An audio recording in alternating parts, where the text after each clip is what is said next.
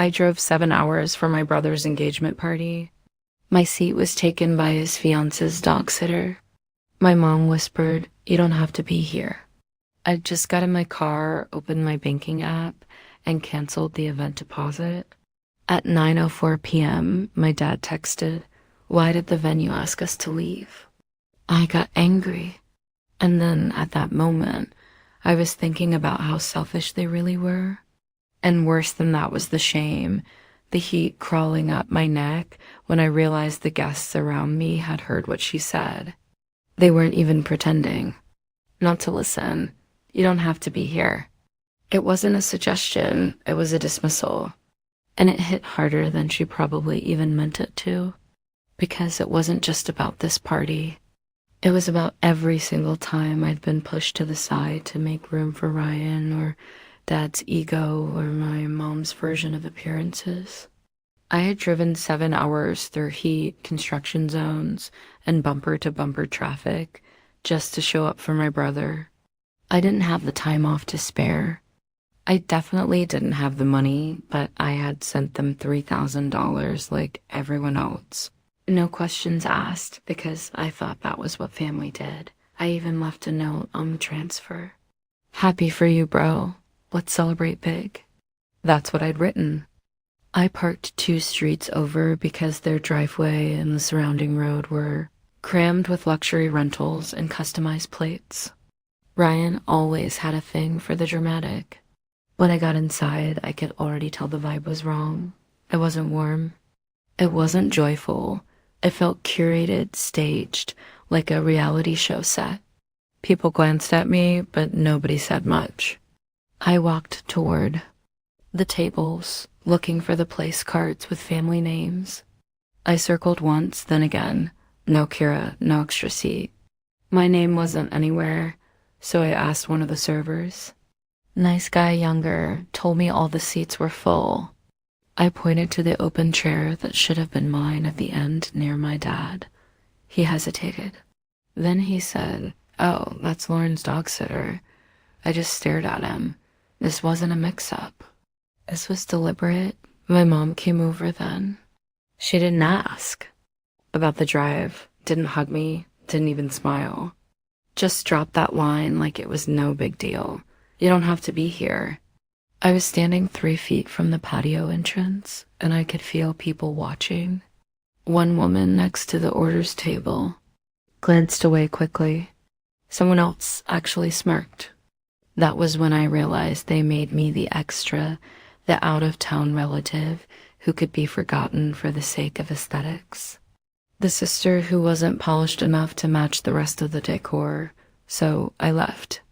I walked back to my car without saying a word, sat behind the wheel, and just stared at the dashboard for a solid minute. Then I opened my phone, went to the banking app, and pulled up the transaction. The $3,000 deposit I'd sent for this circus. I clicked cancel. It would take a couple of days to hit, but I didn't care. I wanted the process started. And then at exactly 9:04 p.m., the text came in from my dad. "Why are we leaving the party?" Not, "Where are you?" Not, "Is everything okay?" Not even a simple comeback. Just a demand like I'd broken something. I stared at that message and something snapped in me. It wasn't rage, not yet. It was something colder, a kind of clarity I hadn't felt in a long time. I realized I had been financing this fantasy, their polished, picture-perfect life, and I was the only one who still thought I needed to earn my place in it. I didn't respond. I put my phone on Do Not Disturb, backed out of the driveway, and drove off into the night. I didn't know where I was going yet, but I knew I wasn't done. They thought I was the easy one, the quiet one, the one who always took the hit. They were about to learn I was done playing that part. I didn't go far, just parked in a dark corner of a Target parking lot a few miles away, engine off, windows cracked. It was quiet enough to think, and I needed a second to sort out what came next, but I already knew the answer. I opened the event invoice that my mom had sent me 2 months earlier. It listed everything: catering, furniture rental, floral design, a 6-person string quartet. Total cost $26,400 split between 9 people. They'd calculated it to the cent. My share was $2,933.33, but I rounded it up to $3,000 when I sent it. I scrolled through the message chain. That's when I noticed something interesting. My name was still on the vendor forms. They'd used my billing info for the dessert company and flower guy and some champagne rental service I didn't even remember. Agreeing to my deposit wasn't just a contribution. It was the deposit, mine, under my name, my card. I called the dessert place first, told them I needed to put a hold on the payment due to a family issue. They were surprisingly understanding, said they wouldn't charge the remainder until I gave the green light. Then the floral company, same deal. It helped that I still had receipts and had communicated with them directly once or twice. I spent the next hours sending cancellation emails. Nothing too dramatic, just enough to delay things, hold charges, or freeze payouts. I wasn't trying to ruin the whole party. Not yet. I just wanted them to feel the crack in the wall, a little tension in their perfect night. By 11 p.m., I had put everything in motion. Then I drove across town to crash at my friend Nolan's place. He lived in a small guest house behind a bigger property and always had a spot open. He didn't ask too many questions, just handed me a spare blanket, nodded toward the couch, and offered me a beer. I put my phone on Do Not Disturb before I even laid down. When I woke up the next morning, it was chaos. Missed calls, 21 of them. Texts from my dad, my mom, my aunt, Ryan, even Lauren. The tone was escalating fast. I ignored them all. Around 10 a.m., Nolan and I were having coffee outside when a black SUV pulled into the gravel driveway. It was my parents. They didn't knock. They didn't wait. They came storming through the back gate like they owned the place. My mom looked furious. My dad was holding his phone like it was evidence. "You've humiliated us," he said. "No," I said, "you humiliated me." I just returned the favor. They went off. Accusations, guilt-tripping, the works. How dare I ruin Ryan's night? How petty I was for storming off. I just let them talk. And when they were done, I said one sentence. "You now owe me $8,800. My dad blinked like he didn't hear me. "You heard." Me, I put $3,000 down under my name.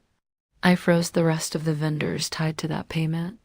"You're going to cover those losses, or those vendors can come after you since you all benefited from a service I paid for." Lauren arrived a few minutes later, dressed like she hadn't slept, still in party clothes. She tried to chime in. I didn't. Look at her. No one stood awkwardly by the steps, but I could tell he was enjoying the show. There was no good spin, no way for them to twist this. For once, I had leverage. I'm done being treated like a +1 in my own family. I said, "You want a clean party? Pay for it." I told them I'd be staying 2 more nights in town. If they wanted to scream, negotiate, or throw another tantrum, they could do it after I was gone. They didn't leave right away.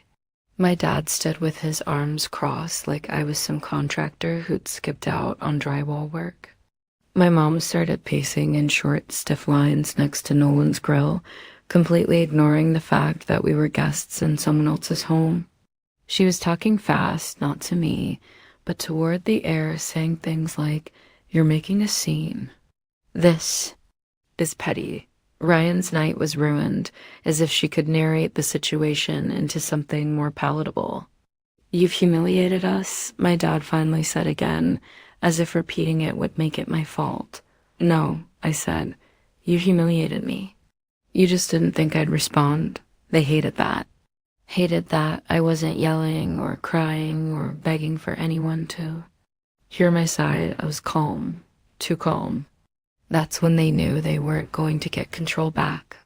Lauren showed up halfway through, still wearing the same outfit from the night before, but with a hoodie draped over it like that somehow made her part of the regular people.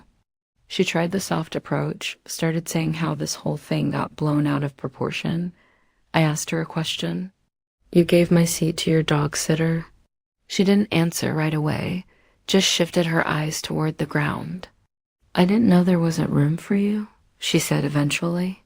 So the dog sitter was a higher priority, more silence. Nolan stayed off to the side, leaning against the back steps, trying to pretend he was anywhere else, but he didn't interrupt. And I appreciated that.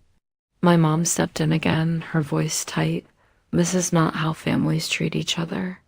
I laughed just once, not because anything was funny, but because that sentence made me feel like I was on a game show called Gaslight.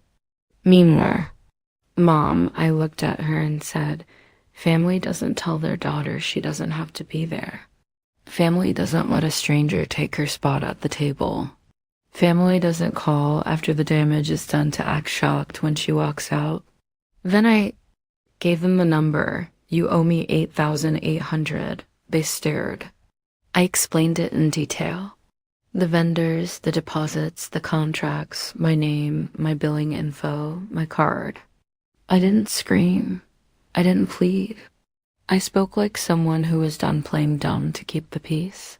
They tried to argue. Of course they did. My dad asked if I was really going to charge my own family. I told him I wasn't charging anyone. "I'm collecting. I paid for things you used. You want to be adults who host luxury events and make unilateral decisions? Then act like it. Pay your bills." Lauren tried to talk again, but I cut her off. "I'm not negotiating with someone who thought I was beneath the guest list. You had your moment. This is mine." Eventually, they ran out of arguments. My mom called me cold. My dad called me ungrateful. Lauren didn't say anything else. Ryan didn't show up. I guess that was telling on its own. They left, not because they accepted anything, just because they had no leverage. They'd walked into the one place where they couldn't control the narrative, and it terrified them. The rest of the day, I stayed quiet. Nolan and I grilled burgers, watched a movie on his projector, and barely spoke about the situation. But before I went to bed, I took my phone off Do Not Disturb just long enough to see what had piled up. Ryan had texted me. I didn't know about the seat. I didn't mean for that to happen. No apology, no ownership, just damage control. I turned my phone back off and tossed it on the table. If they wanted to treat me like an outsider, then they could deal with the outsider version of me. And the next morning, they showed up again, this time with backup. Ryan was with them, Lauren too. All of them standing in Nolan's gravel driveway at 8:47 in the morning, like they were about to stage an intervention. Only this time I wasn't answering the door alone. They knocked like cops. 3 sharp hits on the screen door and no pause before the second set. Nolan was standing behind me, barefoot, coffee mug in hand, and he looked at me like, "Are you sure you want this?" But I was already walking toward the door. Ryan was out front. Behind him stood my parents and Lauren, all dressed like they hadn't slept. Or maybe they'd all met up early for a strategy session on how to fix the PR disaster I'd become. Ryan spoke first. "Can we come in?" I stepped aside only because I didn't want to give them the satisfaction of calling me dramatic for refusing. Nolan grabbed his keys and went out the back. He wasn't about to sit in on a family implosion. We stood in the middle of the living room. No chairs, no coffee offered, just 4 people looking at me like they couldn't believe I wasn't apologizing. Ryan started talking about misunderstandings, that he hadn't seen the seating chart, that it was Lauren's planner, that the whole thing spiraled faster than he expected. I cut him off. "You had 6 weeks to check the guest list. You approved the table cards. You walked past me last night and didn't say a word." He looked down, and for a second, I thought maybe he was going to own it. But then Lauren jumped in. This isn't about a chair. No, I said it's about the way all of you look at me like I'm the extra, the one who doesn't matter, the one who pays, shows up, shuts up, and still gets treated like a mistake. My mom's arms were folded. My dad was standing like a statue, jaw tight. Stop pretending this is new, I said. When I got laid off, nobody called. When I couldn't make Thanksgiving 2 years ago, you told people I was going through something. When I finally get here after a 7-hour drive, you let someone who walks your dog take my place at the table. Ryan muttered something about not wanting a scene. I stared at him. You didn't want a scene? You threw a $26,000 party. You hired a violinist to play Post Malone. You had an ice sculpture of your initials, but me sitting at the family table was going to ruin the image. Lauren whispered something to my mom. My mom didn't respond. Just kept watching me like I was an insect she didn't want to touch. You want to talk about scenes? I said, let's talk about how you humiliated me in front of strangers. Let's talk about how you told me I didn't have to be there in front of guests. You didn't just exclude me. You made sure people saw it. That's when my dad finally said something. This is still your brother's moment. You're making it all about you. I laughed. I made it about me the second I canceled the deposit. I'm not paying for a party where I wasn't even welcome. He opened his mouth, but I wasn't done. You owe me $8,800. I don't care how you split it. I'm not chasing vendors. I'm not covering charges, and I'm not disappearing just because it's inconvenient. For you, my mom asked if I was doing this out of spite. No, I said I'm doing this because for the first time in my life, I finally understand that I don't owe any of you. Silence. The room was quiet after that. No one knew what to say. They had come here expecting an argument they could win, a breakdown they could contain. But I wasn't melting down. I was finished. They left not long after. Ryan said he'd figure something out. My dad walked out without another word. My mom didn't look at me. Lauren was the last to leave, and she didn't even close the gate behind her. That night, I packed my things. One more night in town, and I was gone. No goodbyes, no calls. Let them sit with it. The plan was to leave early the next morning. No drama, no notes, just gone. Nolan offered to drive me halfway. Said he had some errands in the next town over anyway. I was folding my clothes into my duffel when my phone lit up. It was an email. Subject, final payment notice, Aurora Catering. I opened it expecting it to be a follow-up from one of the vendors I had already paused, but this one was new. It was a late-stage invoice that had somehow slipped through my filter due today under my name. Total amount through this. I read it twice. Then I called them. Turns out my dad had listed me as the primary event liaison on the contract for the catering team. He'd never told me. They had already charged my card for the deposit weeks ago. Now the balance was pending, and if I didn't cancel it today, they'd run the full charge by 5 p.m. I hung up and just sat there, phone in my lap, barely blinking. It wasn't just arrogance anymore. It was calculated. They didn't just take advantage of me. They expected me to not notice, to just swallow it, pay up, disappear. That's when I decided to go back. Not to make a scene, not to beg for anything, but because if this was the end of things, I wasn't going to leave any room for misunderstanding. Nolan didn't even ask questions. He just tossed me the keys to his spare car and said, "Go finish it." I drove to Ryan and Lauren's place, not the event house, but their condo on the other side of town. The lights were on and Lauren's car was out front. I knocked once, Lauren answered. She looked stunned. "I'm not here for another argument." I said, "I'm here to tell you I found the invoice, catering, my name, my card. Another $3,600. She blinked fast, then stepped back and let me in. Ryan was on the couch. He looked like he hadn't slept. Maybe he finally understood what this had become. "You're using me like a bank account," I said. "And then you pretend I'm the selfish one?" He didn't deny it. Lauren said something about not realizing I was still listed as the contact. I cut her off. No more explanations. "I'm canceling that payment to, and if they charge me, I'm sending all of you the bill. I'll take it to court if I have to." Ryan finally looked up. "You'd go that far?" I nodded. "You've left me with nothing else?" And then something I didn't expect happened. Lauren stood up, walked to the kitchen, and came back with an envelope. She handed it to me without saying anything. Inside was a check, exactly $3,000. For the deposit, she said, "The one you already paid." I stared at it. Part of me wondered if this was guilt, or if she just wanted to get me out of their lives without legal drama. I didn't care.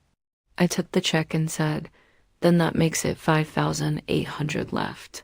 Nobody spoke. I walked out. Back at Nolan's place, I dropped the check on the table and sat in silence for a long time. That was the break. The thing that couldn't be undone now. Not a misunderstanding, not a bad night. A deliberate use of me financially, emotionally, completely. They had expected me to be quiet. I had no idea how loud I could be when I finally spoke. The next morning, I left just before sunrise. The air was heavy, but still. Nolan handed me a thermos of coffee and gave me a quiet nod. Neither of us were big on dramatic goodbyes, which I appreciated. I took one last look at his little backyard and pulled out of the gravel driveway without saying a word. I had only been there 3 days, but it felt like a year had passed, or maybe I just aged one. About 20 minutes outside the city, my phone started buzzing again. I ignored the first few calls, but the texts kept coming. I glanced at one while I was at a gas station. "From my dad, we need to talk. From my mom, come by the house. Don't leave like this. Even Ryan tried again. Let's talk." Just us. They all sounded different now, less confident, less sure I'd just fall back in line. I didn't reply, but curiosity got the better of me. I turned the car around. When I pulled up to my parents' house, they were waiting in the living room. Ryan was already inside pacing. My mom was sitting stiffly on the arm of the couch. My dad was by the fireplace, arms folded again. Lauren wasn't there this time. I didn't sit down. My dad started with the usual, "You've made your point." Then, something about not letting this drag out, like I was the one creating the mess. I asked him point blank, "Are you going to pay the $5,800? He didn't answer at first. My mom looked over at him, but still nothing. "I'll give you $3,000, he finally said. "That's fair." I laughed once, not a real laugh, more like disbelief. "You're offering me fairness now?" He stepped toward me, and my mom stood up like she thought she could mediate something, but I held up my hand. "No, you don't get to negotiate. Not after everything. Not after the way you made me feel in front of strangers. Not after telling me I didn't have to be there." My voice didn't rise. I wasn't angry. I was just done. I pulled the catering invoice from my back pocket and dropped it on the coffee table. "This is yours now. I've spoken to them. They're expecting payment today. You can either call them or let them come for you." "I don't care either way." Ryan tried to speak up, but I cut him off too. "I've got nothing left to say to any of you." And I meant it. They didn't try to stop me when I walked out. No yelling, no tears, no parting shots, just silence. The kind that doesn't feel peaceful, but hollow. The moment I got back on the freeway, I put my phone on silent and shoved it into the glove box. By the time I got home that evening, I felt like I could breathe again. Not because things were solved, but because I had finally stopped letting them drag me underwater. There were no more group texts, no calls, nothing. And for once, that was exactly how I wanted it. 3 days. That's all it took to pull the curtain back and see what I'd been pretending wasn't there for years. No more favors, no more deposits, no more silence, just peace. And I wasn't about to give that up for anyone. Ate the update. It had been a month of silence. No missed calls, no texts, not even a secondhand update from some cousin. For the first time in a long time, I felt like I could breathe. I'd started sleeping better. I wasn't jumping at every notification. I thought maybe they'd finally gotten it. Then one Sunday afternoon, there was a knock. I checked the peephole. My stomach sank. My parents, Ryan, Lauren, standing on my porch like it was Thanksgiving and they were bringing pie. I opened the door halfway. "What are you doing here?" "We thought enough time had passed," my mom said, as if a calendar could erase what they did. Ryan looked hopeful. Lauren held a pastel gift bag like she was delivering peace. Nobody smiled. They just looked expectant. I let them in. I wanted to hear what they thought would happen. It took 5 minutes to see nothing had changed. My dad brought up the catering invoice, said he had a guy who might be able to negotiate it down. My mom mentioned moving forward with family holidays. Lauren asked if I had any dates in mind for the wedding RSVP, not one word of apology, not one sentence acknowledging the party, the money, or what they did to me in front of strangers. It was like watching someone try to hit rewind on a fire. I stood up and opened the door. "You need to leave." My mom frowned like I was being unreasonable. Ryan just looked confused. "You think a month passed and I'd forget?" I said, "You didn't. Come here to fix anything. You came to clean your conscience." Lauren tried to hand me the gift bag. I didn't take it. "I'm not coming to the wedding." I said, "I'm not coming for the holidays. I'm done." They stood there like they didn't believe me. "I gave you every chance," I said, "and every time you proved exactly who you are." They walked out slowly, still looking back like I might stop them. I didn't. The gift bag stayed unopened on the table.